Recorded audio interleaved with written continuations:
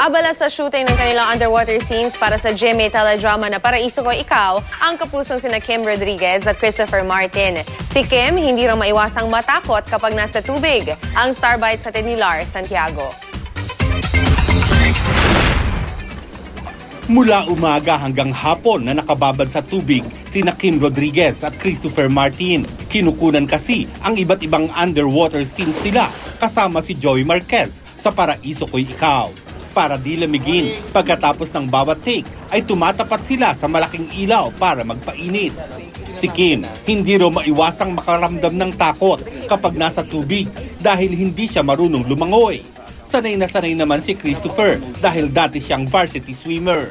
Hindi maiwasan yung pressure lalo na kasi hindi naman po ako masyado marunong mag-swimming pero medyo marunong na ako kasi tinuturoan ako ni Christopher. Tinuturo ko kung paano siya kasi ang takot siya sa malalim eh. So sabi ko ano lang, tinuturo ko sa kanya paano mag-float, tamang galaw ng paa at kamay, tapos kapag aandar, sisisid, saan mas madali, saan mas mabilis. Ilang araw na lang at mapapanood na sa Paraiso Ko'y Ikaw sina Kim at Christopher bilang dalagang Josephine at binatang Tupe. Ibang-iba raw ang ginawa ng direktor nilang si Binibining Joyce Bernal sa eksena nila ng transition.